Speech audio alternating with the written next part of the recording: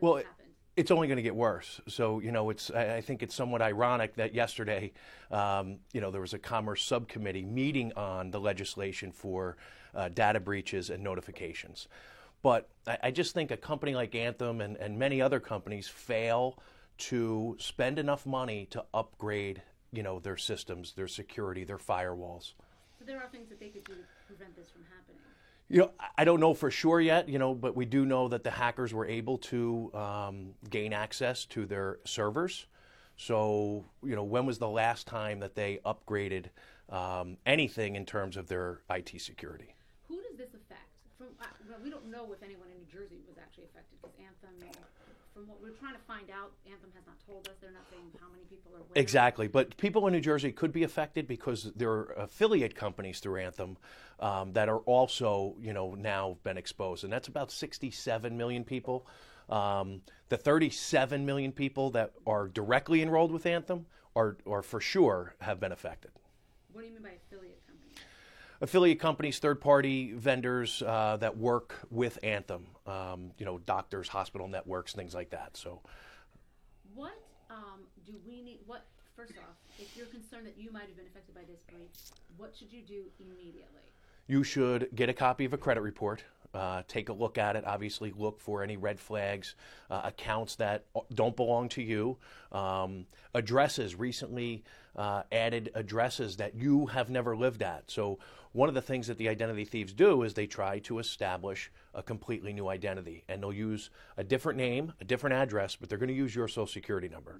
So look at the report, and then, unfortunately, in today's day and world, you really need to be involved in a credit monitoring program that also has the resolution services, because people always say, Paul, what if I get the alert that somebody just tried to open up a credit card or multiple cards, or they're leasing a car or buying a house? So the average person doesn't know what to do. So make sure you have some type of resolution service that goes along with the credit monitoring. And I say it's unfortunate because the free services that are out there are just inadequate. So people are going to wind up having to pay anywhere from $10 to $20 a month for that service. But it's the world we live in.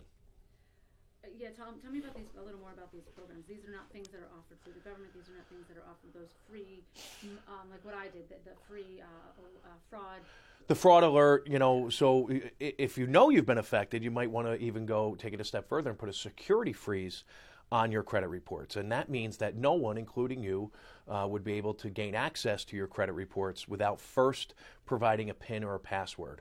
The fraud alert just says to creditors who are pulling your reports, go an extra step in terms of verifying that the person is who they say they are. How would a credit report help me?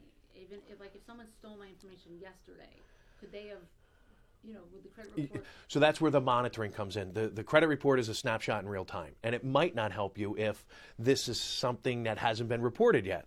So that's where credit monitoring comes in. Once you provide the company with your information, if it's used in any way that's not consistent, you should get an alert via email or text. Tell me more about these.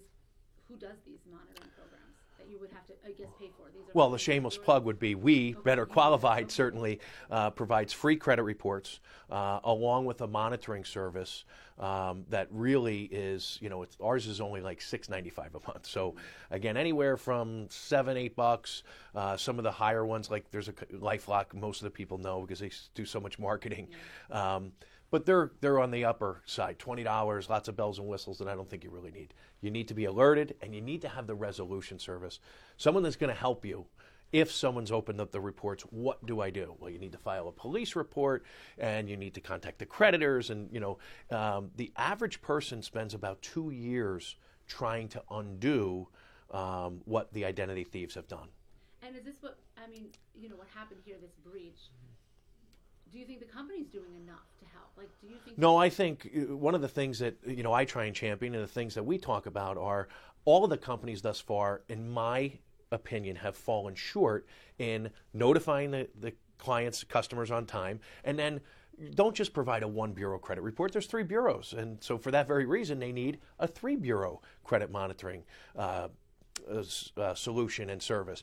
And how about letting them know they stole your email, Marcy? So be on the lookout for phishing emails that look like they're going to come from Anthem. And we know from Target and Neiman Marcus and Chase that the identity thieves emailed their clients, and people gave even more of their personal information because they weren't made aware that these phishing emails are going to come. They have your phone number. So be on the lookout for phone calls. How you doing? This is Paul Oster from Anthem.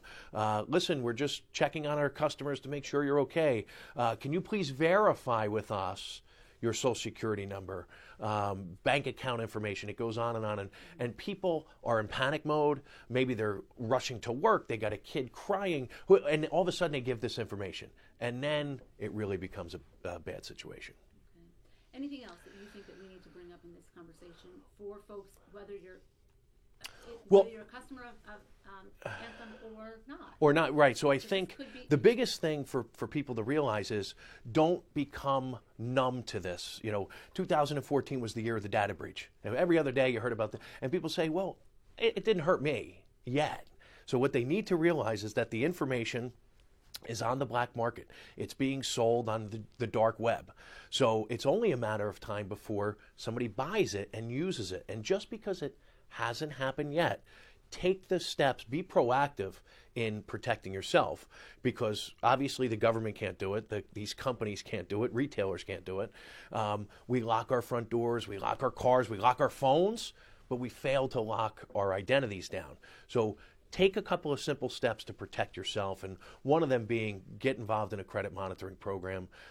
Identity theft is the fastest growing crime, and it's going to continue to be that way because of our dependence on doing everything over the internet. So a monitoring program, any other things? I mean, I guess keep an eye on your accounts, whether it's your checking account. I'm assuming absolutely. You can call and have all of your account numbers changed. You don't have to close accounts and get new accounts, but have the account numbers changed. Change your PINs and passwords. And I say, this is my job. I preach this every day, and people don't do it. They hear it and they go, oh, but it's an inconvenience. But if you don't do it, believe me, it's a far bigger inconvenience if you become a victim of identity theft. So change your PINs and passwords, change your account numbers.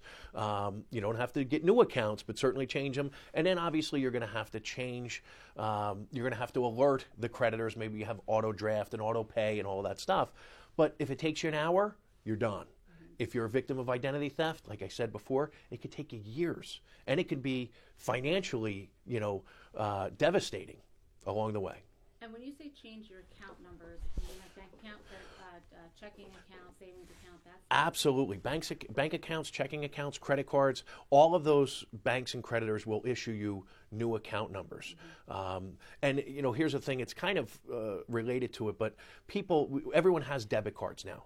But when you go to the store, the default is for you to use it as a debit card because the retailer pays less money to process that transaction. Ask to use it as a credit card. So when you swipe your debit card now, it says, what's your PIN?